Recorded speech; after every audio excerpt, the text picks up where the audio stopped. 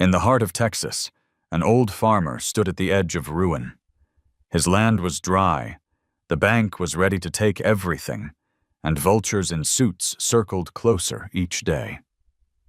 Yet, in the silence of his ranch, one loyal horse began to dig, as if guided by something greater.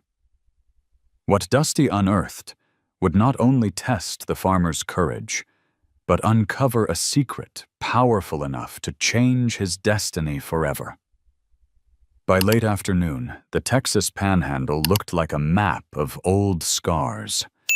The wheat fields Henry Walker used to brag about were now a spread of clay plates split by heat, each fissure dark as a wound. Windmills on distant ranches turned slow and useless, grinding out a dry song. A red-tailed hawk circled and circled as if it, too, had forgotten what it was hunting for. Henry stood on his porch and let the light burn his eyes until the horizon blurred, and the whole place seemed to breathe with a tired, hot breath. Inside, on the kitchen table, where his wife once laid out Sunday pot roast, a single envelope had been opened and flattened with a coffee mug. Final notice.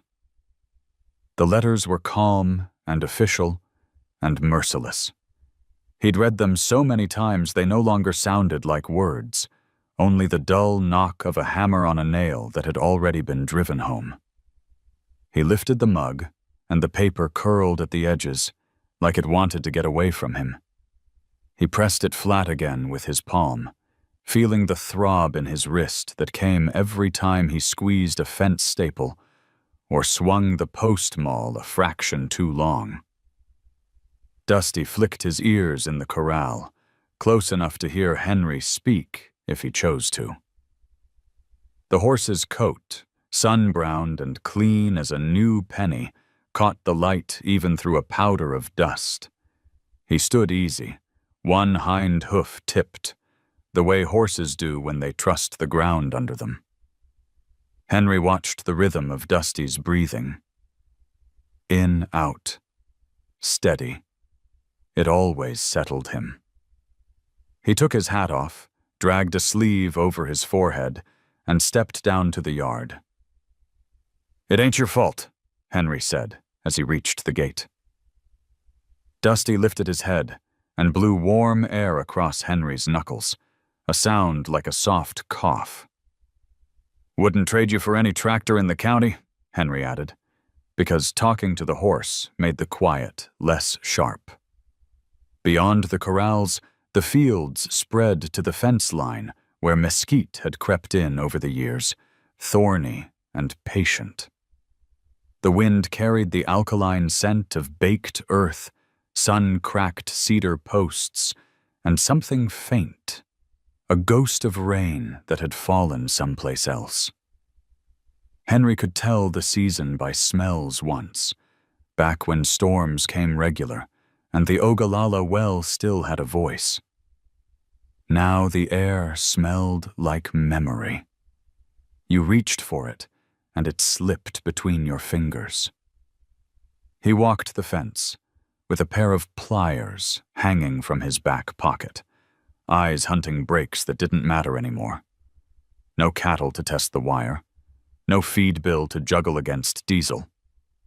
The auction had taken the last heifers in a quiet morning that felt like laying flowers on a grave. He'd told himself it was a pause, not an ending. He told himself lots of things. On the ridge where the ground fell toward a dry creek, he stopped to breathe and to look back at the house. The paint had peeled to the silver of old boards. The porch steps sagged where his boy once jumped them 2 at a time. The kitchen window glowed yellow with late sun, a rectangle of warmth no one was inside to enjoy. He pictured Claire at the sink, her hair twisted up, humming something soft and out of tune. For years after she passed, he could swear he still heard it in the late evenings, a thread of sound under the cicadas. He didn't try to chase the memory away. He let it sit beside him, the way a tired friend sits without asking for anything. Dusty nickered. The sound snapped Henry back, and he answered with a whistle he'd used since the horse was green. Dusty came at an easy jog, head bobbing, hooves thudding light on hardpan. Up close, the gelding's eyes were dark and steady, mirrors that did not flinch. Henry ran a hand down the neck, warm, alive, and felt his shoulders drop as if he'd set down a pack. He checked the old hand dug well by habit. The bucket scraped on stone, the rope rasped. When he hauled it up, it dripped only a few sullen drops. He tipped them into the rubber tub, and Dusty lapped at them politely, as if pretending there was plenty. "Gentlemen," Henry said. "Always a gentleman." When the sun tilted, heat slid from white to gold. A truck coughed dust on the county road, then turned in at his gate. The sound set Henry's jaw before he even saw the grill. He closed the well cover and wiped his palms on his jeans. Dusty raised his head again and stood square, as if he understood when company required manners. The truck door opened with a gleaming click, and a man in pressed slacks stepped down like he was dismounting a stage. "Mr. Walker," he called, already smiling with his mouth but not his eyes. "Richard Cole.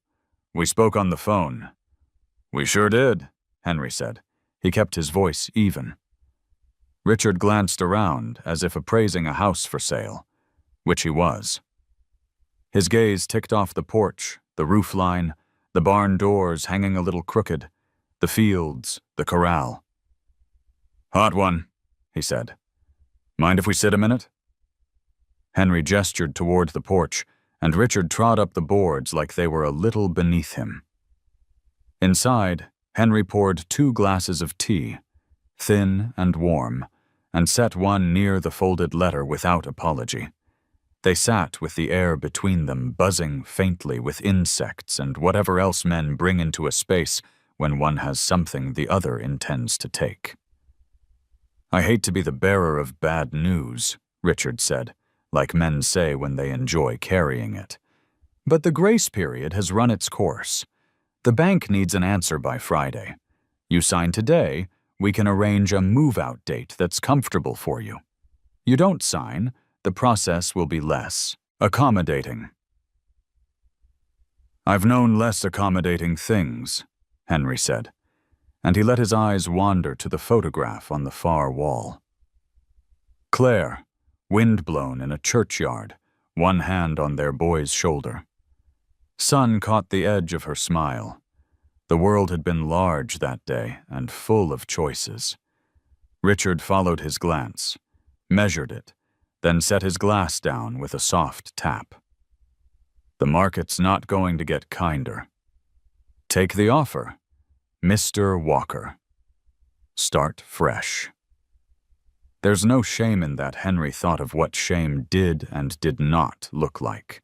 Shame was selling a bull you'd bred for 5 seasons to a man who'd never step into his own pens. Shame was the quiver in your voice when you told the auctioneer, "No reserve." Shame was a letter that said, "Final notice," in a font that looked patient. "My family's under that dirt," Henry said softly. "I don't start fresh by leaving them behind." Richard's polite smile cooled a degree. "You've got until Friday." He left in a cloud of pale road dust that drifted across the porch and settled on Henry's boots. Henry stayed sitting until the dust fell. When he stood, the boards creaked the way old bones do. He folded the letter again and again and slid it back under the coffee mug, like tucking a child into bed without blankets. Dusk drew color from the sky, laying lavender and brass across the pasture. Dusty moved to the far end of the corral and stood near the old capped-off well. Just stood, ears angled, as if listening to something under the ground. Henry watched without thinking much of it. Animals did peculiar things. Cows bawled at trains, dogs stared at walls, horses pointed their bodies toward distances a man couldn't name. He set about the small work that remains even when the big work is gone. He checked the hinges on the barn door, pounded a nail home where a board had lifted, swept the feed room, though there was little to sweep. The barn smelled of dry leather and dust, and the sweet ghost of oats. A broken halter hung on a nail. He did not throw it away. Night laid itself over the place with the intimacy of a blanket someone you loved once pulled to your chin. The first stars came cold and indifferent.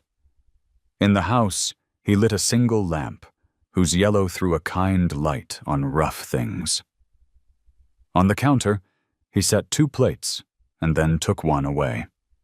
He sat with a bowl of beans and cornbread, ate slow, listening to the cricket racket outside and the tiny clicks of a house that was always expanding or shrinking depending on weather and time. After he washed the bowl and left it upside down to dry, he went to the small room where the pictures were.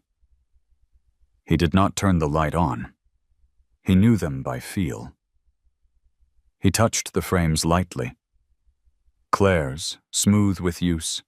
The boys, nicked at the corner from a move years ago, when moving still meant you went somewhere together and came back together.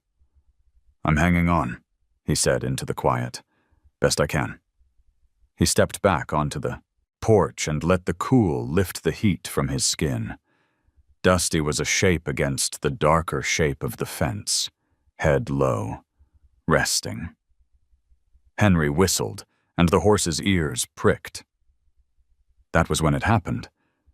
The sound that would later mean everything, and right now meant only a question.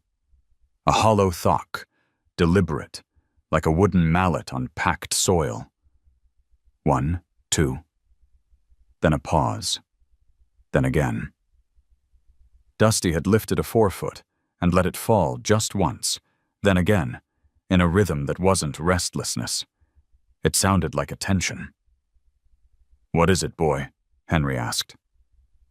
He climbed down and walked toward the corral, gravel popping under his boots. Dusty stood at the corner nearest the capped well, nose stretched toward the ground, ears fixed forward. He wasn't anxious. He wasn't asking for feed. He was pointing, as surely as if he'd raised a hand. Henry crouched and pressed his palm to the earth. It held the day's heat as a skillet holds it, solid, unwavering. He left his hand there until warmth met the bones of his wrist. He thought, only for a second, that beneath the warm there was a cooler breath. Probably nothing. Maybe the night itself. "Go on then," he said, rubbing Dusty's jaw. "Show me tomorrow." Back inside, he set the lamp down low and stretched out on the bed without undressing, boots side by side like sentries. The house ticked and sighed, and the wind eased its body along the north wall. He closed his eyes and saw, with a clarity that was almost kindness, his wife stringing lights on the porch for a birthday, his boy sluicing water from a trough onto his own bare head and yelping at the shock of cold. Scenes assembled themselves as if the mind could make a harvest out of longing. He let them play, because sometimes that is what keeps a man breathing. Toward midnight he woke to the old instinct that has nothing to do with clocks. The room was the color of the inside of a pocket. The night smelled of creosote and iron. Through the screen, he heard it again, quiet but certain. Thock, thock, a heartbeat from the ground itself. He did not rise. He lay there and listened. In that listening, the hot day fell away.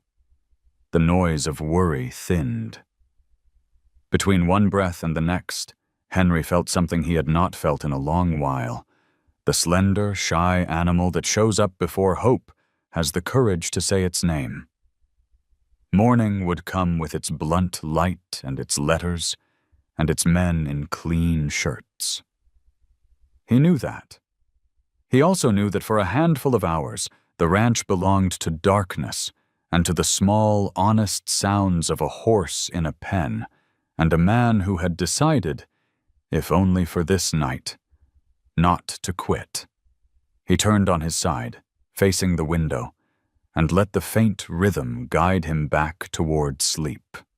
Outside, Dusty stood his quiet watch near the old well, ears pricked toward whatever lay beneath the cracked earth.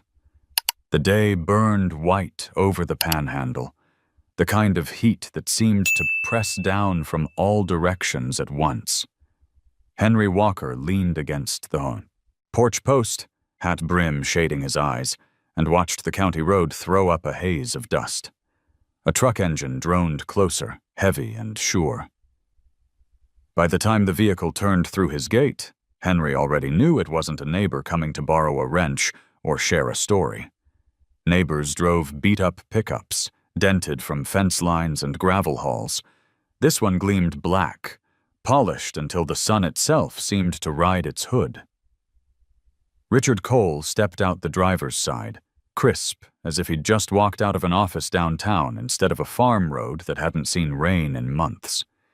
His shirt was starched white, his tie a dark line against the glare, and his shoes looked like they had never touched dust until now. He smiled the way salesmen smile. Practiced, not warm.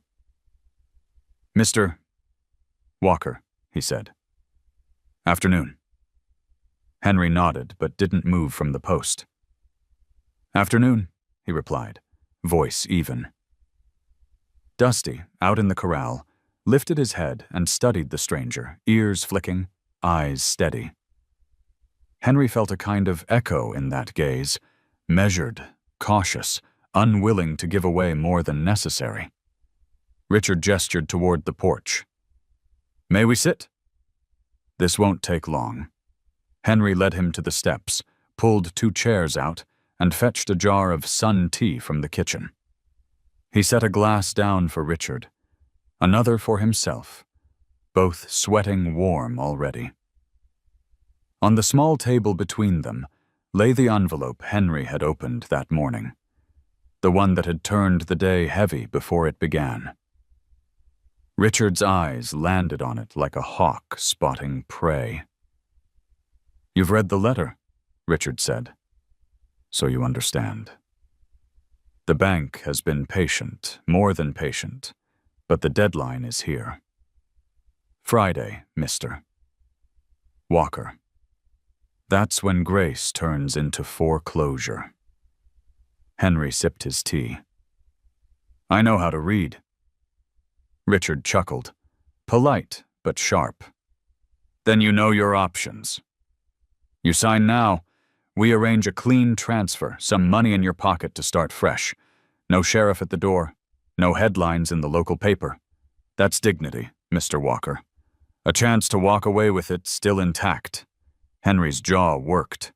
He thought of dignity, what it meant when you'd buried your wife under the cottonwoods behind the house, when your boy's baseball glove still hung by the barn door. Dignity wasn't a line in a contract. It was something you held on to when the world told you to let go. Dusty pawed once at the ground. Henry glanced at him, then back at Richard. "You ever built a fence in July?" he asked. Richard blinked. "Excuse me? You ever dig a post hole when the earth is so dry it sparks under the auger? You ever run your hands along barbed wire till your palms split and still tie it tight because cattle will test it if you don't?" Henry leaned forward. "That's dignity. Not some paper you want me to sign." Richard's smile thinned. He set his glass down, untouched. "Mr. Walker, I'm not here to debate philosophy. I'm here to give you a way out. The market is unforgiving. The land doesn't yield. You know this better than anyone. Take the offer." The air between them felt thick, buzzing with cicadas, heavy with dust. Henry thought of Claire's voice, gentle but firm, the way she'd once told him the land was more than soil. It was memory, promise, and blood all at once. He thought of his son's laughter running down the rows of wheat. To sign would be to erase them. "I'll think about it," Henry said, but his voice carried no promise. Richard studied him, eyes sharp behind the calm. "Friday," he repeated. "Don't wait until it's too late." He left in a rush of engine noise and swirling grit. The dust hung long after the truck disappeared down the road, a gray veil across the sky. Henry sat still, tea glass sweating onto the table, letter pressed under his palm. He could almost hear the tick of time counting down. When the dust finally settled, Henry rose and walked the fence line again, as though putting one foot in front of the other might anchor him. Dusty trailed near the corral fence, watching. The gelding's eyes followed Henry with a patience that felt ancient. Night came slow, settling purple and orange across the horizon. Henry ate alone at the kitchen table, beans and bread, the letter still spread beside his plate. He didn't read it again. He didn't need to. The words were branded in his mind. Final notice. After dinner, he stepped outside, searching the sky for stars. The air smelled of cedar posts warming and cooling, of dry weeds crisp underfoot. From the corral, Dusty moved to the same corner near the old well, pawing once, then twice. The sound was hollow against the packed earth. Henry frowned. "What's got into you, boy?" he muttered. He leaned on the fence and watched. But Dusty only stood there, head lowered, ears pricked toward the ground. Henry rubbed the back of his neck, unsettled in a way he couldn't name. Inside, he folded the letter again and slid it beneath the lamp. His house creaked as it cooled, whispering like an old companion. Henry lay down fully clothed, staring at the ceiling. He could still feel Richard's gaze, still smell the dry paper of the letter, still hear Dusty's hoof striking earth with quiet insistence. Sleep came late and thin. But just before it claimed him, Henry thought he heard it again through the night air. A steady thock, thock, as if the land itself were knocking to be heard. He rolled to his side, listening, caught between fear and something that felt almost like a promise. The next morning broke with a weak gray light that bled slowly over the horizon. Henry Walker stirred in his bed before the rooster even bothered to crow. His eyes opened to the ceiling beams he'd stared at for decades, beams that once echoed with the laughter of a family now gone. The smell of old cedar lingered, mixed with the faint tang of dust drifting through the open window. He swung his legs over the edge of the bed and sat for a long while, palms pressed to his knees, shoulders heavy with the weight of the night before. The letter on the table still waited like a wound that refused to close. He had left it beneath the lamp, as if tucking it away could quiet its message. But there was no quiet when you knew time was counting down. Friday. It rang in his head like a church bell he couldn't shut out. Henry dressed slowly, buttoning his faded shirt, tying the same bandana he used to wear when his wife was alive. Claire used to fuss about how he tied it too loose, how it slipped down his neck when he worked the fields. He could almost hear her voice now, gentle and amused, floating in from the kitchen where she once sang over the skillet. The memory tightened his throat. He moved to the small room at the back of the house, the one that had turned into a shrine without his meaning it to. The photographs were there, lined on a shelf worn thin at the edges. Claire's picture in her Sunday dress, wind tugging at her dark hair. Next to her, their boy Michael, grin wide, a baseball cap tipped back on his head. That cap still hung in the barn, dust gathering in the crease of the brim. Henry reached for the picture frame but stopped short, his fingers trembling an inch from the glass. Touching it felt like admitting they weren't coming back. "Morning, sweetheart," he whispered instead, voice cracking. He lingered on the boy's face, then turned toward the door before grief pulled him under again. Outside, the dawn laid a pale wash across the land. Dusty grazed along the fence line, swishing his tail in the cool air. Henry walked over, boots scuffing the gravel. Dusty lifted his head and came forward, nostrils flaring, eyes calm. Henry pressed his forehead to the horses, drawing strength from the warm hide. "It's just us, old boy," he murmured. "Just us." He saddled up despite having nowhere to go. Riding had become his way of thinking, of breathing when the world felt too heavy. Dusty stepped out with the steady rhythm of a horse that knew his rider's weight as well as his own. They followed the dry creek bed south, where once water had run fast enough for the kids to float sticks downstream. Now, it was nothing but cracked mud, weeds brittle as bone, and the faint memory of flow. The ride carried Henry into the folds of his past, whether he wanted it or not. He remembered Claire spreading a blanket beneath the cottonwoods, the children chasing dragonflies, laughter spilling into the summer air. He remembered the scent of fried chicken she'd packed for picnics, the sweetness of lemonade sweating in glass jars.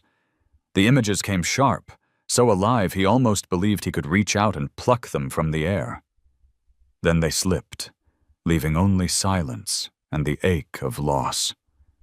Dusty halted suddenly, ears pinned forward. Henry followed the horse's gaze toward the old homestead windmill, its blades rusted and frozen. Beneath it lay the remains of the garden Claire once tended, rows of corn and tomatoes now reduced to weeds and empty soil. He dismounted, crouched, and sifted a handful of dirt through his fingers. It was powder. Lifeless. He closed his fist tight until the grit pressed into his skin. "This land fed us," he said softly, more to himself than to Dusty. Claire believed it would never fail. He stared at the horizon, eyes burning. "But it has. Or maybe I failed it first." Dusty blew through his nostrils and nudged Henry's shoulder as if scolding him for thinking such thoughts. Henry patted the horse's neck, letting the gesture pull him back from despair. He mounted again, guiding Dusty toward the ridge where the whole ranch unfolded beneath them. From that height, Henry saw not only ruin, but also stubborn beauty. The sun struck the land in a way that made even the parched soil glow faintly gold. The wind whispered through dry grasses like an old hymn. For a moment, he felt Claire's presence at his side, her hand slipping into his, her voice repeating the words she'd said 1,000 times. "This land keeps its secrets, Henry. One day it'll give them back if you listen hard enough." He let the words settle in him, heavy and light at the same time. Maybe that was what Dusty had been doing at the old well, listening harder than Henry ever had. By noon, heat rolled in again, fierce and demanding. Henry returned to the house, unsaddled Dusty, and gave him what little water remained in the trough. The horse drank slow, respectful, never wasting a drop. Henry watched the muscles ripple along his neck and thought of how much life still lingered in that body despite the barrenness around them. Back in the kitchen, he set a plate on the table, out of habit more than hunger. He couldn't bring himself to eat, so he sat staring at the empty chair across from him, the one where Claire used to scold Michael for talking with his mouth full. He rubbed his temples, fighting the weight pressing in on all sides, memories, deadlines, loneliness. Afternoon shadows stretched long. The silence of the ranch was broken only by the rasp of cicadas and the occasional groan of old wood. Henry rose, walked to the window, and saw Dusty once again at that same corner of the corral near the well, pawing the earth with steady insistence. A hollow sound carried faintly on the hot air. Henry narrowed his eyes, unsettled but curious. "What in God's name are you after, boy?" he muttered. He didn't move to check. Not yet. Something in him was not ready to follow the horse's message, whatever it was. Instead, he returned to the room of photographs, sat heavily in the chair, and closed his eyes. He let Claire's words echo again. "This land keeps its secrets." He wondered if Dusty had heard them too. When night came, the stars glimmered cold and sharp above the ranch. Henry sat on the porch, a cup of black coffee cooling in his hands, and thought of the years that had carved him down to bone. He thought of what was gone, and what, just maybe, might still remain hidden beneath the soil, waiting for a horse's hooves to bring it to light. By midweek, the sky over the panhandle was a sheet of steel, hard and gleaming with heat. Henry had finished patching a section of sagging fence and stood with his hands on his hips, sweat darkening his shirt in wide patches. Dusty shifted in the corral, tail swishing at flies, head lifting as if he sensed something approaching long before Henry did. A low hum of an engine carried on the wind. It wasn't the clattering rattle of a ranch truck or the grumble of a tractor. This sound was smoother, deeper, polished like the machines you saw in city dealerships. Henry turned toward the county road just as a silver sedan rolled through the gate, tires crunching gravel with an arrogance that didn't belong on country ground. The driver stepped out, sunglasses flashing in the sun, suit jacket slung casually over one shoulder. He looked more like he was stepping into a boardroom than into Henry's battered yard. The man's hair was combed neat, his shoes, Italian leather by the shine of them, sank an inch into the dust. He smiled with an ease that felt rehearsed. "Mr. Walker?" His voice was smooth, clipped with confidence. "Ethan Miller. I was hoping we could talk." Henry didn't answer right away. He studied the man the way he'd study a bull he didn't trust, watching for the twitch that meant trouble. Dusty snorted, ears pinned back, eyes fixed on the stranger with the same suspicion Henry felt rising. Ethan extended a hand, the gesture open, friendly. Henry accepted it because manners ran deep in him, but he gripped hard enough to remind the younger man whose land he was standing on. "What's your business?" Henry asked. "I'll be direct," Ethan said, brushing dust from his trousers with a flick that showed how little he liked being there. "I represent a development group out of Dallas. We've been looking at opportunities in this part of the state. Resorts, ranch-style retreats, energy projects, you name it. And your property caught my attention. Beautiful spread, excellent location." He gestured at the horizon like it was a painting he planned to hang in his office. Henry gave a dry laugh. "Location for what? Coyotes and mesquite?" Ethan chuckled politely, as though humoring an old man. "You'd be surprised what people will pay for authenticity these days. Wide open land, big skies, a taste of cowboy living. We can turn this place into something that thrives again. And you, mister, Walker, you'd walk away with more money than the bank is offering. A lot more." The words hung in the air, tempting like shade on a hot day. Henry felt them tug at his exhaustion, his fear, the ache in his bones that whispered maybe it was time to quit. He glanced at the house, at the peeling paint, at the empty corral where cattle once stood thick as a herd should. For a heartbeat, he imagined what more money might fix. Dusty let out a sharp whinny that cut through the thought like a blade. The horse pawed at the ground, ears pinned, as if the words themselves offended him. Henry's mouth set in a line. "I'm not selling to a man who sees my home as a vacation brochure," Henry said. Ethan's smile flickered, but didn't break. "I understand loyalty. I admire it, in fact. But loyalty won't pay debts. The bank is breathing down your neck. I happen to know that much.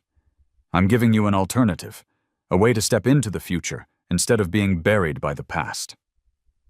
Henry looked him dead in the eye. "The past is all I've got left worth keeping." The younger man studied him for a long moment, weighing whether to press harder. Then he shrugged, slipping his sunglasses back on. "Think about it, mister. Walker offers like mine don't stay on the table forever. I'll be back." He slid into the sedan and drove off, a gleaming ghost swallowed by the dust he left behind. The road fell silent again, only cicadas carrying their endless rasp. Henry leaned on the fence, watching the trail of dust dissolve. His chest tightened with the knowledge that the man wasn't wrong. Time was against him. But the way Ethan's eyes had wandered across the ranch, calculating, possessive, made Henry's stomach turn. He rubbed Dusty's nose, grounding himself in the horse's steady presence. "Don't worry," Henry said softly. "We ain't selling to him." That evening, after chores that felt more like rituals than necessity, Henry sat on the porch with a jar of coffee gone cold. The air was thick, the horizon bruised purple with a heat haze. His mind wouldn't rest. The bank pressed from one side, slick men from the city pressed from the other, and he stood in the middle, holding on by his fingernails. Dusty moved again to that corner near the capped well, pawing the earth with the same measured insistence. Henry squinted, unsettled. "Not tonight," he muttered, unwilling to face another mystery. But the sound of hoof striking hard ground echoed through the night, long after Ethan's polished words had faded. Inside, he returned to the room of photographs and lit the small lamp. Claire's eyes looked back at him, calm and knowing, as if she'd heard every word spoken that day. Henry sat down heavy, elbows on his knees, and whispered, "They're circling, Claire. They want what's ours. I don't know how long I can hold them off." For a long moment, he let the silence answer. Then he rose, blew out the lamp, and listened to the rhythm outside. The thock of Dusty's hoof against earth. Steady as a heartbeat, stubborn as hope itself. The morning after Ethan's visit arrived with a dull stillness, as though the land itself was holding its breath. Henry Walker was sitting on the porch with his second cup of coffee cooling in his hand. He hadn't slept much. Ethan's words still ran, through his head like a thorn stuck under the skin. "More money than the bank," he'd said. But Henry couldn't shake the image of Ethan's polished shoes sinking into his dust, the kind of man who looked at the land and saw only profit. The screen door creaked behind him, but it wasn't the house. It was the sound of footsteps on gravel. He looked up and saw Sarah Lopez walking down the road, a basket balanced in her arms. She was small, but carried herself with the strength of someone who worked harder than most men. Sarah taught at the little schoolhouse 10 miles down the highway, but she also tended her widowed father's garden and looked in on neighbors when she could. "Morning, Henry," she called, her voice bright despite the heat. "I brought something for you." He stood, brushing his palms down his jeans. "You didn't have to." Sarah climbed the steps and set the basket on the porch table. The smell of fresh cornbread and apples rose, warm and comforting. "I figured you might not be eating right," she said, hands on her hips in mock scolding. "Man can't fight battles on an empty stomach." Henry gave a faint smile, the first in days. "You sound like Claire." The mention of his late wife softened Sarah's expression. "She'd have my hide if I let you waste away." She glanced out at the fields, brow furrowing. "It's worse every time I come by." "The land looks tired." Henry followed her gaze. The soil stretched in cracked lines, the horizon shimmered in heat waves. "Tired's one word for it." He sank back into the porch chair. "Bank says I've got until Friday." "A man from Dallas came yesterday, too. Wants to turn this place into some kind of playground for rich folks." Sarah sat opposite him, folding her hands. "And you? And me?" He shook his head. "I made a promise." But promises don't pay notes. They sat in silence for a while, cicadas filling the air with their rasp. Sarah finally spoke, her tone quieter. "When I was a girl, my grandmother used to tell us stories about this land." She said the Comanche believed these plains were alive, that the ground breathed, listened, even answered if you knew how to hear it. Maybe it sounds foolish now, but I like to think there's truth in it. Henry let the words settle. He thought of Dusty pawing at the same patch of earth, night after night, the hollow sound of his hoof echoing in Henry's chest. He thought of Claire's voice saying this land keeps its secrets. The idea of soil that listened didn't feel so foolish anymore. Sarah rose, dusting off her skirt. "You've carried more than your share, Henry.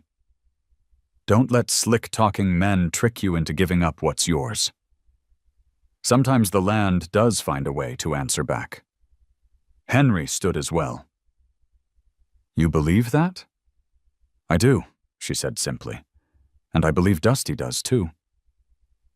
She glanced toward the corral, where the horse stood as if he had been eavesdropping. His ears flicked forward and he gave a soft whinny. Sarah smiled. "See? He's already agreeing with me." She left him with the basket, walking back down the dusty road, her figure shrinking into the heat shimmer. Henry watched her go, feeling lighter than when she arrived. That evening, Henry carried the cornbread into the kitchen and ate more than he had in a week. He felt strength return to his body, a steadiness in his hands. Later, as the sky blushed orange and purple, he sat on the porch again. Dusty moved to that same stubborn corner near the old well, pawing once, twice. Henry sighed, setting down his cup.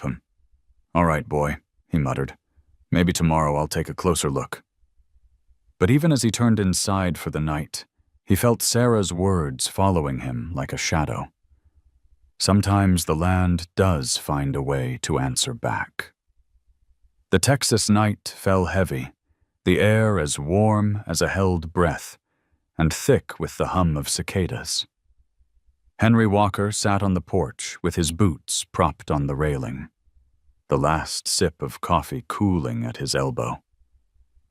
His body ached from chores that barely mattered anymore, fixing fence, hauling water from a nearly empty trough, but habit had carried him through the motions. He stared across the yard, listening to the hush that came when the sun surrendered, when the wide land gave up its color and waited for the moon. Out in the corral, Dusty shifted. The horse's silhouette was cut from silver, head lowered, tail swishing in the faint breeze. Henry watched him with the comfort of routine. Dusty was his anchor, the steady rhythm against a life that had begun to tilt. But tonight, the gelding wasn't resting. His ears pinned forward, his body tense. Then the sound came, thock, hoof against hard ground. A pause, then another. Henry set his cup down, leaning forward. "Not again," he muttered. The horse pawed at that same patch near the capped well, striking with a persistence that no fly or itch could explain. Each beat carried across the quiet like a drum, steady and strange. He rose, descending the porch steps, gravel crunching under his boots. The night smelled of dry cedar and old dust. The stars burned sharp overhead, and the moon poured silver onto the yard. Dusty's eyes caught that light, glinting with something almost human, pleading, insistent. "What are you after, boy?" Henry whispered. He laid a hand on the fence, feeling the vibration of each strike. The sound was hollow, different from the rest of the corral. It made his stomach twist. He climbed inside the pen, cautious, boots sinking into powdery earth. Dusty stepped back, making room, but didn't stop. Another blow of hoof against soil. Henry crouched and pressed his palm flat to the ground. Warmth lingered from the day, but beneath it, something else. Cooler, heavier, a breath rising from the deep. Henry's heart thudded. He scraped at the surface with his fingers, pulling loose clods away. The soil underneath was darker, damp, compared to the dust above. A smell rose, faint but distinct, earthy and sharp. He drew back, unsettled. Dusty dropped his head, snorting, and nudged Henry's shoulder. The message felt clear. Keep looking. Henry sat back on his heels, torn between curiosity and fear. What if it was nothing? What if he wasted the little strength he had on a hole in the dirt? But Sarah's words came back to him, soft as a prayer. Sometimes the land does find a way to answer back. He stood, brushing dirt from his palms, and looked down at Dusty. "Tomorrow," he said aloud, voice rough. "We'll see tomorrow." Dusty whickered low, almost a sigh, and stepped away as though satisfied with the promise. Henry climbed out of the corral and crossed back to the porch. The boards creaked under his weight. He sank into the chair and stared into the night, the echo of hooves still in his ears. Sleep was thin when it came. He woke to the faint sound of hoofbeats more than once, steady as a heartbeat outside his window. Each time, he lay still, listening until the rhythm blended with dreams. He saw flashes. Claire standing in the garden, dirt under her fingernails, saying this land keeps its secrets. He saw Michael racing Dusty along the fence line, laughter bright as bells. He woke with tears on his cheeks and the taste of dust in his mouth. Before dawn, he rose and pulled on his boots. The house felt smaller in the dark, walls pressing in with silence. He opened the door and stepped onto the porch just as the first line of light cut across the horizon. Dusty was already at the corner, waiting. The horse lifted his head, ears sharp, then struck the ground once more, a sound that split the morning quiet. Henry leaned against the post, exhausted, haunted, but unable to look away.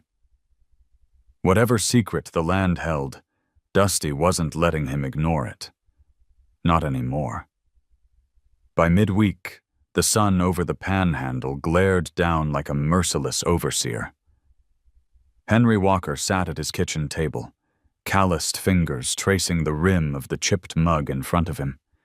He hadn't touched the coffee in 20 minutes. The letter from the bank still sat where he'd left it days ago, its edges curling, the words "Final Notice" staring at him like a dare. A low rumble outside drew him from his daze. Tires on gravel, a door shutting with a practiced slam. He didn't have to look to know who it was. The heat rose in his chest before Richard Cole even appeared in the doorway. "Morning, mister." "Walker," Richard said smoothly, stepping into the shade of the porch without waiting for permission. His shirt was as white and stiff as the first day, but today he carried a briefcase. That black leather case looked heavier than it was, not because of its contents, but because of what it meant. Henry didn't rise. He leaned back, arms crossed, eyes narrowed. "Didn't expect you this soon." Richard gave a sympathetic smile that didn't reach his eyes. "Friday's closer than you think. I wanted to give you a chance to reconsider before it's too late. The bank values cooperation. If you sign today, you'll still walk away with dignity." "Funny," Henry said flatly. "You all keep using that word like you own it." The smile faltered. Richard opened the briefcase and pulled out a stack of papers, sliding them across the table. "This is your last opportunity. Sign here, and the debt is cleared. You'll have enough left to start over somewhere smaller, maybe in Amarillo. No shame in downsizing." Henry stared at the papers. The weight of them seemed to press down on the table, heavier than any plow he'd ever hauled. His throat tightened. He thought of Claire's laughter in the kitchen, Michael's muddy boots by the door. He thought of Sarah's words about land that breathes. He pushed the papers back with the edge of his hand. "Not today." Richard's eyes cooled, his tone dropping its pleasant mask. "You're running out of time, Walker. When the clock strikes, the land won't be yours to keep or give away. It'll be ours. And no amount of sentiment will change that." Henry stood abruptly, the chair legs scraping across the floor. "You best leave now." Richard gathered the papers, lips pressed thin. "Very well. I'll see you Friday." He snapped the briefcase shut and walked out, his shoes clicking against the porch boards with a rhythm Henry despised. When the dust of the sedan finally settled, Henry sank back into his chair. His chest heaved, his hands trembling, though he hated to admit it. Dusty nickered softly from the corral, the sound like a question. Henry rubbed his face with both hands. "I know, boy. I know." That evening, as the sun slid low, Ethan Miller returned in his polished sedan, as if the two men had coordinated their attacks. Ethan didn't bother with pleasantries. He leaned on the porch railing, flashing a smile that could sell salt to the ocean. "You don't want the bank breathing down your neck, mister." "Walker, let me make it easier. I'll offer 20% more than they will. Cash. You could be gone by next week with a new start wherever you like." Henry looked past him to the fields, parched and empty. "And what do you see out there, Mr. Miller?" "A blank canvas," Ethan said smoothly. "Resorts, spas, cabins. People will pay a fortune for what you've wasted." Dusty stomped the ground in the corral, ears pinned, as if echoing Henry's own disgust. Henry's voice was steady, though his insides roiled. "This land raised my family. It buried them too. It's not a canvas. It's a graveyard. And I won't sell it to be painted over." Ethan's smile thinned. "Think it over. But don't take too long. Opportunities don't last." He slid back into his car and drove off, his words trailing behind like a shadow. When the night settled, Henry sat on the porch with his shotgun across his lap, though he hadn't carried it in years. He wasn't sure whether he meant to guard against coyotes or men. The cicadas hummed, and the stars burned cold. From the corral came the sound again, Dusty's hoof striking earth. Steady, patient, insistent. Henry listened, heart heavy but not broken. Somewhere beneath the weight of debt and threats, he felt the stirrings of something else. Not hope, not yet, but defiance, raw and unyielding, like the beat of a horse's hoof on hard Texas ground. The morning broke with a haze of dust that dulled the horizon, painting the world in shades of gray and gold. Henry Walker stepped out of the house, his body heavy with sleeplessness. Every day seemed to drag him closer to Friday. The date circled in his mind like a vulture overhead. But something in him shifted as soon as his boots hit the ground. Dusty was already waiting in the corral, ears pricked, eyes burning with insistence. The horse struck the earth again, same place, same rhythm. Thok, thok. The sound echoed into Henry's bones. He leaned on the fence, chest tightening. "All right," he muttered, reaching for the shovel propped against the barn. "You've been asking. Let's see what you're trying to tell me." Dusty watched with stillness that felt ceremonial. Henry swung the shovel into the ground where the horse had pawed. The blade clanged against hard soil, sending vibrations up his arms. He heaved, lifting clumps of packed dirt, sweat rising on his back within minutes. Dusty stood close, nostrils flaring, the steady breath of an overseer. After the third shovel load, Henry paused. The soil beneath was darker. Damp, almost. He crouched, scooping a handful into his palm. The texture clung, heavier than the powdery dust of the rest of the ranch. He sniffed, and a strange odor drifted up. Earthy, metallic, with a faint sharpness that made his throat tighten.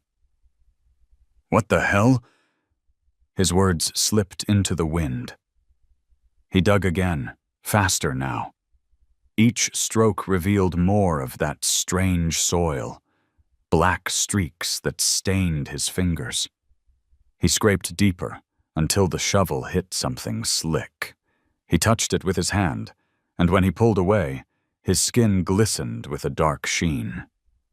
The smell was stronger now, sharp, oily, undeniable. Henry staggered back, staring at his hand. "Oil," he whispered, the word almost foreign on his tongue. Dusty blew through his nostrils as if in answer, tossing his head high. For a long while, Henry sat on the edge of the hole, staring at the black residue on his skin. The weight of it pressed down, heavier than the debt that had crushed him for months. Beneath this land, beneath the bones of his family and the promises he'd sworn, was something vast and powerful, something that could change everything. But fear tangled with awe. Oil wasn't just salvation. It was danger. Men like Richard and Ethan didn't circle land like vultures for no reason. They must have suspected, or hoped. If they knew what Dusty had led him to, they'd tear him apart to get it. He wiped his hand, on his jeans, leaving a smear that would not come out, and rose to his feet.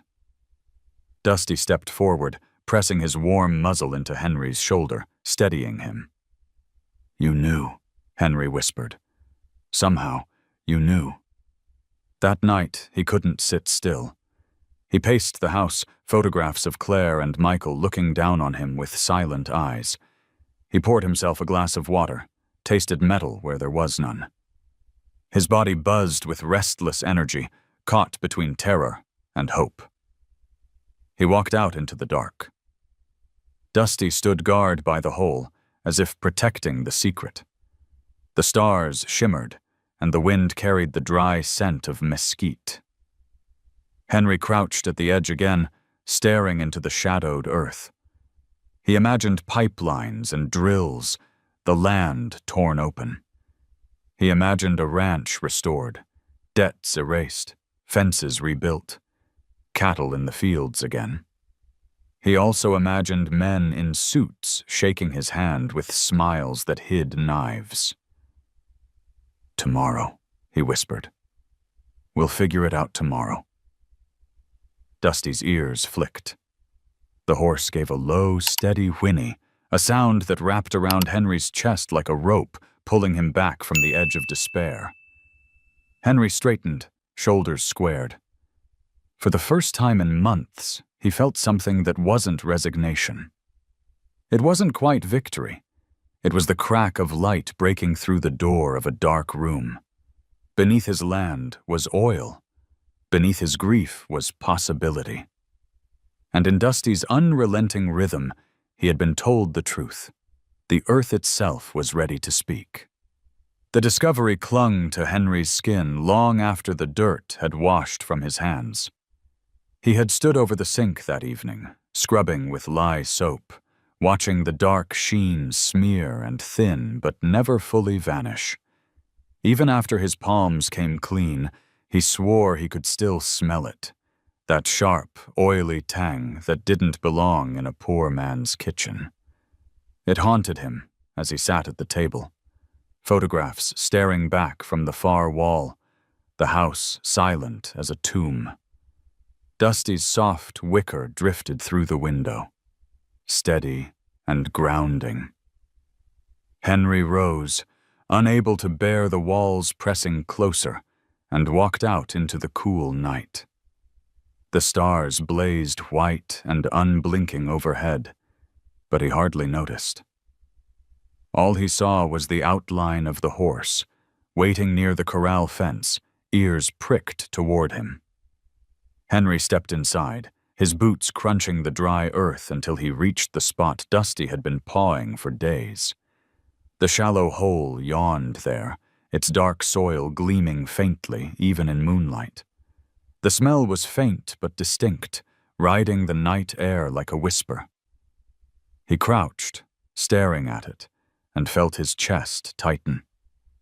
Dusty moved closer, lowering his head until his muzzle brushed Henry's shoulder. The warmth of the horse's breath melted what little resolve he had left. Henry's hands shook as he buried them in Dusty's mane, and without warning, tears broke free. "I can't do this alone," he whispered, his voice cracking like dry timber. He pressed, his forehead against the horse's neck. The coarse hair was damp with sweat, the steady pulse beneath skin proof of a life more faithful than any human he'd known. "I promised her I'd never let this land go. But I'm so damn tired, Dusty. So tired." His shoulders heaved, the years of grief and debt and loneliness spilling out. He saw Claire's smile, felt Michael's hand tugging his own, and the ache of their absence split him wide open. Yet Dusty stood motionless, bearing the weight as though it belonged to him too. The horse's breath was slow, a rhythm that coaxed Henry back from the edge of despair. Minutes passed, or maybe hours. Time meant little under the vast Texas sky. Henry finally pulled back, wiping at his eyes with the heel of his hand. Dusty blinked, calm and patient, as though nothing had broken, nothing had shattered. Henry let out a shaky laugh. "You've got more patience than any preacher I've ever known." He rose and looked again at the dark soil. A part of him wanted to dig deeper, to know for sure what waited beneath. But another part, the part that had buried his wife and son on this land, hesitated. Oil might mean salvation, but it might also mean vultures, lawsuits, men like Richard and Ethan circling closer. Dusty nudged his arm again, insistent. Henry laid a hand on the gelding's cheek. "Maybe you're right. Maybe this is what she meant. Maybe the land really does keep secrets." That night, Henry barely slept. He lay awake, listening to the sounds of Dusty shifting in the corral, hooves scuffing now and then, tail swishing against flies. Each sound was a reminder that he wasn't as alone as he thought. When dawn broke, Henry saddled Dusty and rode out across the barren fields. The land stretched endless and silent, but in Henry's chest something had changed. Where despair had hollowed him, a fragile ember now glowed. He tightened his grip on the reins, guiding Dusty toward the ridge where he could see the whole ranch at once. From that height, the cracked fields still looked hopeless, the house still sagged, the fences still leaned. Yet Henry felt something new as the wind whipped across his face. Dusty shifted beneath him, steady and sure, as though carrying not just a rider, but the weight of a promise.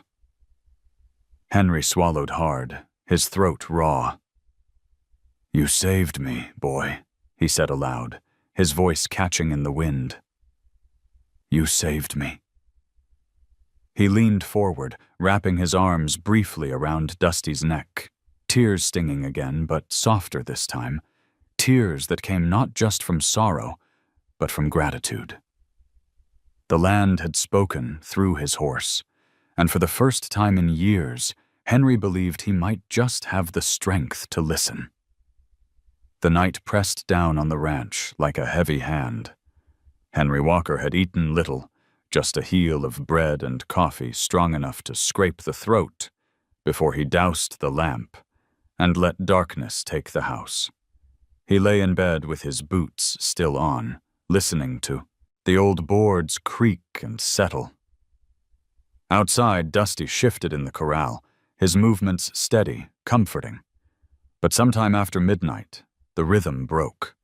A sharp snort, hooves striking harder than before, the sound urgent, not patient. Henry sat up, heart thudding. He reached for the shotgun propped against the wall and moved toward the window. At first, all he saw was the pale sweep of moonlight over the yard.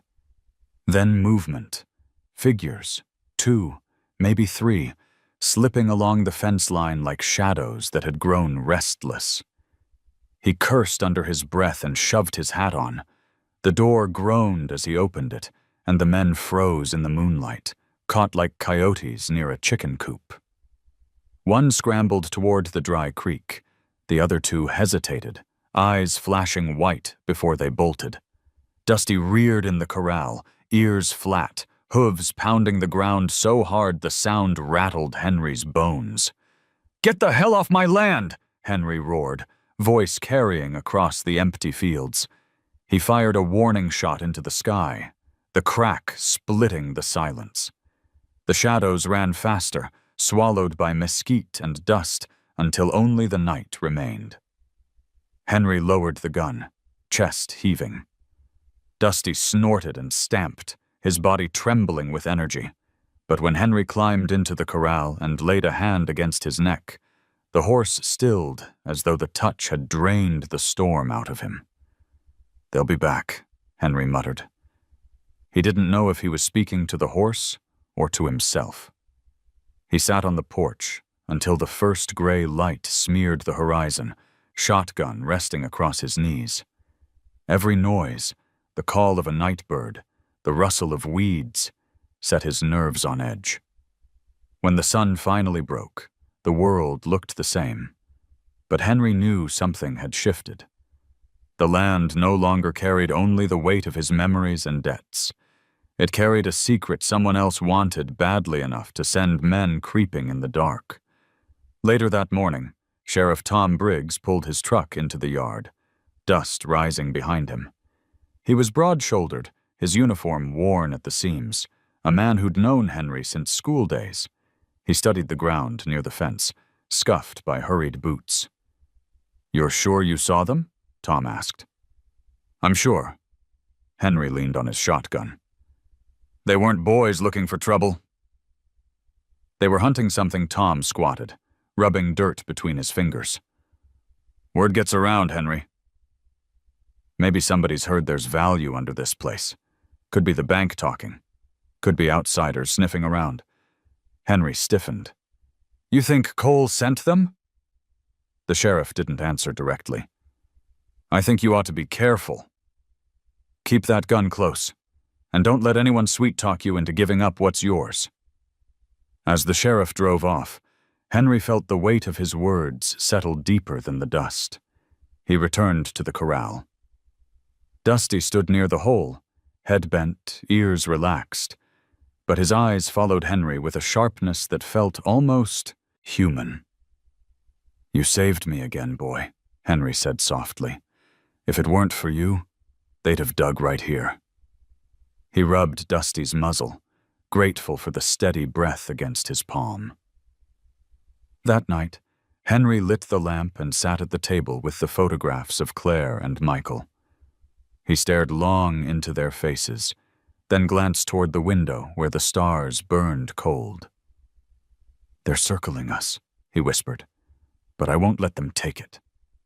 Not after what we found." The silence of the house gave no reply, but outside, Dusty pawed the ground once, twice. The sound echoed into the bones of the house itself, steady as a vow. Henry leaned back, exhaustion heavy, but resolve stronger than before. He had fought coyotes, droughts, and years of loss. Now he would fight men too. He closed his eyes, listening to the horse outside, and let the rhythm steady him until sleep finally came. The morning sun rose over the panhandle with the same merciless glare. But Henry Walker woke with a mind sharper than it had been in weeks. The night of shadows still haunted him, the figures slipping along his fence line, the flash of fear in their retreat. But the fear had settled into something harder. He couldn't carry the secret of the Black Earth alone. Not anymore. He needed someone he could trust, someone who wouldn't run to the bank or the city slickers with dollar signs in their eyes. He thought of a name he hadn't spoken in years. Pablo Serrano. Pablo had been an engineer in the oil fields before retirement, a friend of Henry's father, a man who had seen more wells drilled than Henry had crops harvested. Age had slowed him, but he was known for his quiet honesty. If anyone could tell Henry whether the black sheen in his soil was salvation or just another cruel trick, it would be Pablo. Henry saddled Dusty before the heat grew unbearable. The gelding moved beneath him with a steady confidence, hooves thudding against the dry earth like a heartbeat. Henry guided him toward the county road, the two of them cutting a lone figure across the endless flat. The ride into town was long, filled with ghosts. Henry passed the old feed store, its windows boarded, the schoolhouse Sarah still kept alive with stubborn will, the church steeple standing above houses where curtains twitched at the sight of him. Folks knew his troubles. In a town this small, whispers traveled faster than wind. He felt them watching as he dismounted outside Pablo's modest home on the edge of Main Street. Pablo answered the door slowly, his frame bent but his eyes alert. "Henry Walker," he said, surprise warming his tone. "Been a long time." "Too long," Henry admitted. "Can I come in?" The house smelled of pipe tobacco and old books. Maps of oil fields and geological surveys still lined the walls, relics of a career Pablo hadn't quite let go of. Henry reached into his satchel and drew out a small glass jar, its lid tight, the liquid inside catching the light. Pablo took it carefully, tilting it toward the sun streaming through the window. The dark fluid shimmered, thick and unmistakable. "Where'd you get this?" Pablo asked, voice low. "Out back of my corral," Henry said. He told the story, the horses pawing, the strange soil, the smell that clung to his skin. He left nothing out, not even the tears that had come when he realized what Dusty had led him to. Pablo listened without interrupting, his weathered hands turning the jar slowly, his face unreadable. When Henry finished, silence stretched. Finally, Pablo nodded. "It's oil." no question. Heavy crude, but clean enough to matter. He set the jar on the table between them. If there's enough under your land, Henry, it could change everything. The words struck Henry harder than any bank notice. Change everything.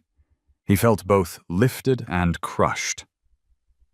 And if others find out? They already suspect, Pablo said grimly. That's why men are circling. The bank, the developers, they've got ears everywhere. But if you want to protect what's yours, you'll need more than a shotgun. You'll need paperwork, leases, rights filed in your name. Otherwise, someone will take it before you can blink. Henry rubbed his temples, the weight pressing in again. I never wanted riches. Just wanted to keep the land. Pablo leaned forward, his voice steady. Then keep it. Don't sell. Don't trust quick offers. Let the land work for you, not against you. I can put you in touch with folks who know the law, who can help you make this official. But you'll need to be careful. Oil doesn't just bring money. It brings wolves. Henry nodded slowly. Dusty's steady hoofbeats still echoed in his memory, urging him forward. I'll do whatever it takes. I won't let them win. Pablo clapped him on the shoulder. That's your father's grit, I see. Don't waste it. Henry left town with the jar tucked safe in his satchel. On the ride back, the sun beat down, but his thoughts ran hotter. Oil beneath his land, men circling like vultures, the promise of salvation tangled with danger. Dusty carried him home, the gelding stride strong and even, as if he too understood the burden they shared. That evening, Henry set the jar on the mantel above the cold fireplace. The dark liquid caught the lamplight, gleaming like a secret flame. He stood staring at it until his eyes burned. Then he turned toward the corral, where Dusty stood watch near the dark soil once more. You were right, boy, Henry whispered. You knew. Now it's on me to keep it safe. Dusty stamped the ground once, the sound resonant in the night air, as though sealing the vow. Henry Walker rode back from town with the glass jar tucked deep in his satchel, his mind buzzing louder than the cicadas in the ditches. Pablo's words replayed in his head. Oil changes everything, but it brings wolves. He had felt the truth of that in the way Richard's eyes sharpened, in the slick smile Ethan carried like a blade. Now he knew why they circled. His land wasn't just dying ground. It was treasure, hidden beneath cracked earth. The next day, as heat shimmered across the fields, Ethan Miller returned. His silver sedan rolled through the gate as though it already belonged there. Dusty flared his nostrils in the corral, stamping the ground once. Henry leaned on the porch post, arms crossed, shotgun resting close by, though he hadn't reached for it yet. Ethan climbed the steps with practiced ease, jacket slung over his shoulder. Mr. Walker, he said warmly, as if they were old friends. I'll save us both some time. The bank's deadline is tomorrow, and I know what they're offering. Pennies. I'm here to put real money on the table. 20% more. Cash. He pulled a folded contract from his pocket and laid it on the porch table. Sign tonight, and by morning you'll have a wire in your account. Henry didn't touch the paper. You seem mighty sure I'm ready to run. Ethan's smile deepened. Not run, Henry. Be free. Free from debt, free from backbreaking work, free from this ruin. He gestured at the dry fields, the sagging barn, the empty corrals. You deserve better than watching the land rot under your boots. Dusty let out a sharp whinny, cutting the air like a warning. Henry's jaw tightened. He thought of Claire's words, of Sarah's gentle reminder that the land breathes. He thought of the jar on his mantel, dark liquid gleaming like a secret fire. "I'm not signing," he said simply. Ethan's mask slipped for a heartbeat. His eyes hardened, then smoothed again. "Think carefully. Men who refuse good offers often end up with nothing." He leaned closer, lowering his voice. "And sometimes accidents happen. A fire, a break-in, a missing horse. Be wise, Mr. Walker." Henry felt the words like a knife pressed to his ribs. His hand twitched toward the shotgun, but he didn't lift it. Instead, he leaned in until his face was inches from Ethan's. "Get off my porch." Now, for a moment, silence burned between them, heavy and dangerous. Then Ethan smiled again, folding the contract with casual fingers. "Suit yourself. But remember, you turned down the last good hand you'll ever be dealt."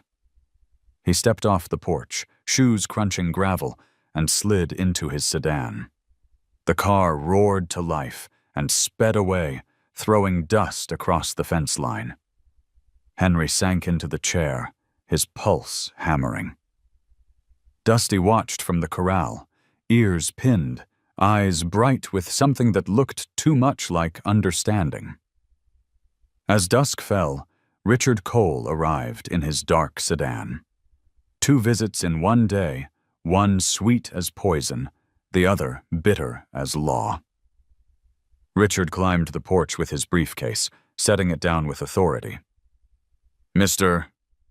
Walker," he said, his tone clipped. "This is it. The bank will file foreclosure in the morning if you don't sign. You'll lose everything. House, land, what little equipment you have left. We're giving you the chance to walk away clean." Henry shook his head slowly. "Clean? You call it clean to rip a man from the land he buried his family in?" Richard sighed, pushing the papers toward him. "Don't make this harder than it has to be." "You've fought long enough. Let it go." Henry looked past him at the horizon, where the last light bled orange into the sky. "No," he said firmly. "I'm not signing." Richard studied him, frustration sparking in his eyes. He snapped the briefcase shut. "Then you'll regret it."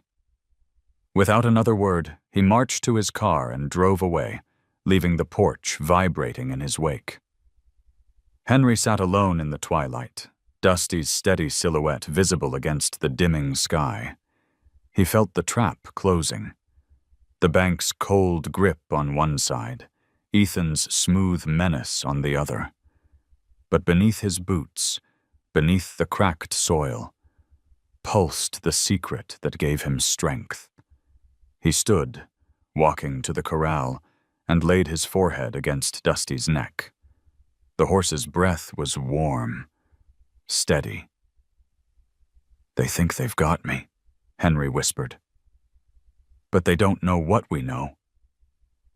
"Not yet," Dusty snorted, stamping once, sealing the vow in the dark. The heat came early that day, rising before the sun had cleared the mesquite on the horizon. Henry Walker wiped sweat from his brow, though it wasn't yet mid-morning. The land lay still as if stunned, cicadas buzzing with a feverish pitch. He had tried to keep busy, mending a hinge on the barn door, clearing weeds from the fence line, but every nail he drove and every weed he pulled carried the weight of the deadline pressing in. By the time the sun leaned west, his body was weary, and his mind carried the kind of sharpness that comes only from knowing danger circles close. Dusty was restless in the corral. The gelding's ears flicked, his tail lashed at flies, and he kept pacing toward that same corner, pawing the ground with more insistence than ever before. Henry leaned against the fence, studying him. "I know, boy," he muttered.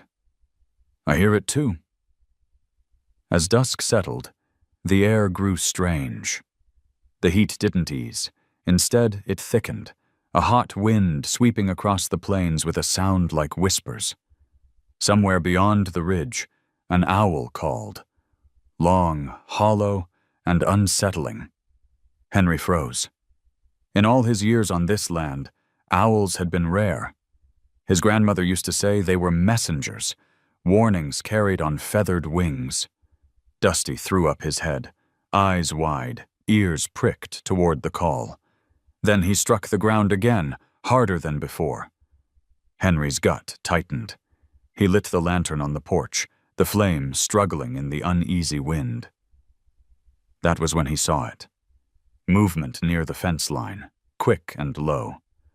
Shadows slipping through the mesquite, too deliberate to be deer, too quiet to be coyotes. Henry grabbed the shotgun propped by the door and strode into the yard. "Who's there?" he shouted. His voice cracked the silence, but the figures didn't answer. Dusty screamed, a high, sharp whinny, and charged the corral rail, hooves pounding. The sound spurred Henry forward. He raised the gun, firing a warning shot into the air. The owl's cry answered, eerie and drawn out, just as the shadows scattered into the brush. Breath ragged, Henry held his ground until the stillness returned. The only sounds left were the rasp of the hot wind and Dusty's heavy breathing. He walked into the corral, lantern light swinging, and laid a hand on the horse's neck. The hide was damp, the muscles trembling beneath his touch. "You saved me again, old boy," he whispered. Later, after settling Dusty and checking the locks on every door, Henry sat at the kitchen table with the jar of oil in front of him. The dark liquid caught the lantern's glow, reflecting back a wavering light. He thought of Pablo's warning, of Ethan's threats, of Richard's cold insistence. "Wolves," Pablo had said. Tonight proved the truth of it. The owl called again, farther away this time. Henry clenched his fists. He had faced drought. He had faced death. But this was different. This was men who would stop at nothing to claim what was not theirs. He bowed his head into his hands, exhaustion pressing down. But beneath the weariness burned something sharper. Defiance. When he finally stepped onto the porch again, the night was still. The moon hung low, casting the land in silver. Dusty stood guard in the corral, eyes glinting, ears forward. The horse pawed the earth once, deliberate, a vow Henry felt deep in his chest. He lifted the shotgun and rested it across his knees as he sat. The hot wind curled around the porch posts, carrying dust and whispers. The owl's cry faded into the distance. Henry closed his eyes, listening to the steady rhythm of Dusty's hooves shifting in the dirt, and made himself a promise. Come what may, he would not bend, not to the bank, not to the wolves from the city, not to fear itself. The land had chosen to speak through his horse. Now it was his turn to answer.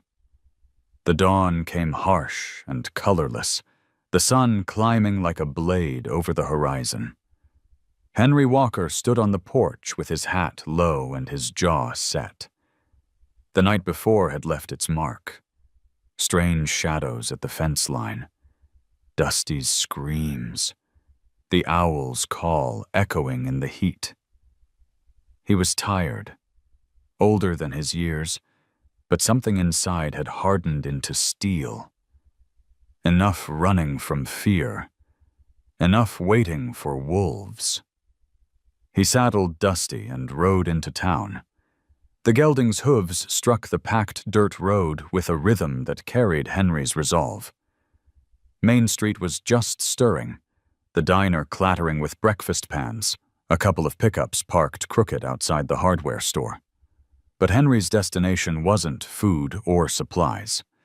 He dismounted in front of the lawyer's office, a squat brick building that still smelled of ink and dust. Inside, the air was cool, the walls lined with shelves of thick books. Behind the desk sat Samuel Greer, an old attorney who had drafted half the wills and land deeds in the county. He looked up from his spectacles, blinking. "Henry." "Been a long time." Henry laid the jar of dark oil on the desk. The lawyer raised his brows but said nothing, waiting. Henry's voice was steady. "I need to file. Mineral rights, leases, whatever it takes to put this in my name and keep it there." Samuel leaned back, folding his hands. "You're sure?" "Never been more." The lawyer studied him, then nodded. "It won't be quick, and it won't be easy. Men will contest. But you've got the law if you move now. I'll draw up the papers." As Henry signed his name to the first document, a weight lifted off him. Not the weight of debt, not yet, but the weight of silence. For weeks, he had carried the secret alone, afraid of the truth beneath his land. Now it was written in ink, his claim marked in the ledgers of the county. When he stepped back into the daylight, he found Sarah Lopez waiting on the wooden sidewalk. She carried a basket of books from the schoolhouse, her hair pinned against the wind. "You look different," she said, smiling softly. Henry tipped his hat. "Made a choice." "And what choice is that?" "To stay. To fight for what's mine." Sarah's eyes warmed, though worry lingered. "They won't make it easy, Henry. Men like Ethan don't walk away empty-handed." "I know," he said simply, "but I've run out of fear." On the ride home, the sky was a hard blue, the kind that promised another scorcher. Dusty carried him steady, ears flicking as if proud of the burden. At the ranch, Henry unsaddled him and let him drink deep from the trough. Then he walked the fence lines, not as a man counting what was about to be lost, but as one preparing to defend what was his. Every sagging post he straightened felt like a statement.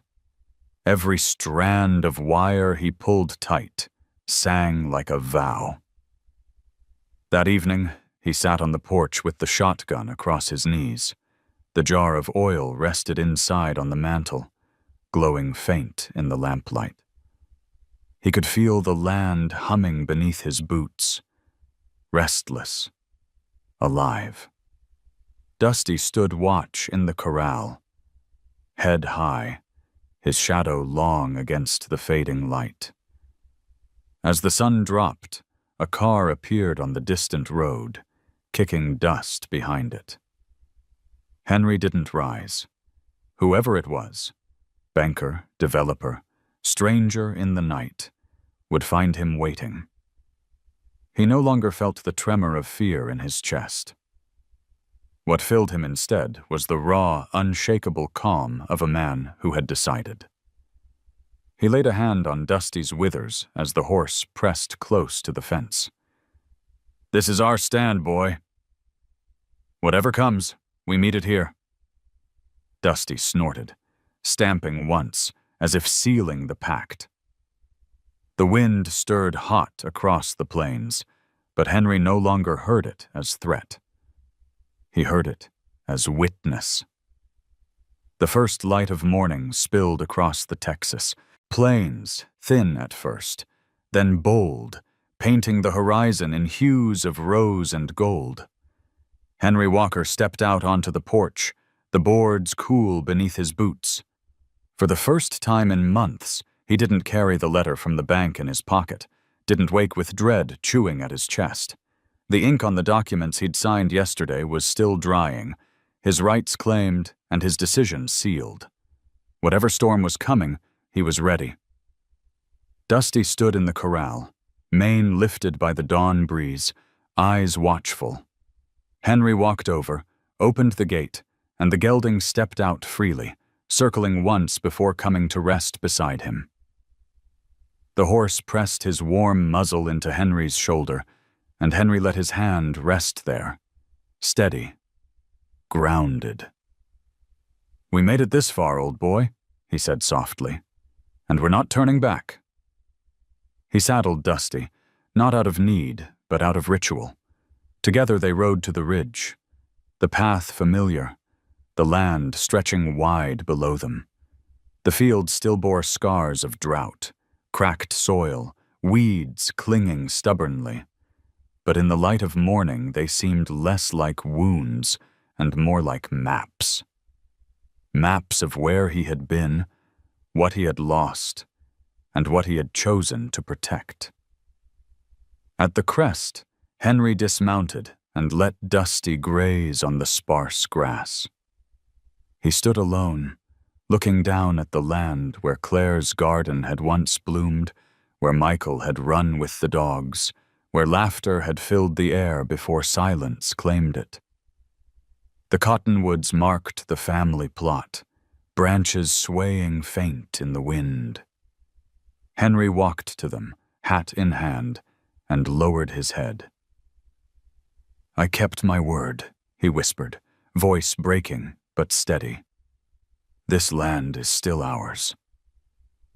They tried to take it, but I didn't bend. I couldn't. He pressed his palm to the rough bark, imagining Claire's hand over his, Michael's laughter somewhere on the breeze. Behind him, Dusty whinnied, a low, steady sound that carried across the ridge like an amen. Henry turned, eyes wet, and smiled through the ache. The sun lifted higher, flooding the valley in light. Henry mounted again, and Dusty carried him back toward the house. Each hoofbeat felt like punctuation to a vow. This was their land, their fight, their story. The ranch might never look like it once did, but it was alive again, alive with promise, with the hum of oil beneath its skin, with the heartbeat of a man and his horse refusing to surrender. When they reached the yard, Henry unsaddled Dusty and let him roam free. The gelding trotted toward the well, circling once before stopping to paw the earth, the same way he had from the start. Only this time, Henry didn't hear it as warning. He heard it as remembrance, as victory. He stood long in the yard, the morning wrapping around him, the house behind him no longer just a hollow shell, but a place with breath again. Dusty's shadow stretched beside his own, two figures bound by something stronger than fear or loss, by trust, by loyalty, by the strange, unshakable language the land had chosen to speak through the hooves of a horse. Henry lifted his face to the sun, the weight in his chest finally easing. "We're still here," he said, "and we always will be." Dusty tossed his head, mane flashing in the light, and for a moment it seemed the whole ranch bowed with him. The day had only just begun, but for Henry Walker, it was already enough. And now, I want to hear from you. If you believe Dusty was more than just a horse, drop a simple one in the comments. If you think it was pure luck, type 0. Your voice matters here. Don't forget to subscribe, because more true and emotional stories of humans and animals are waiting for you. Stay with us, and let the next story touch your heart again.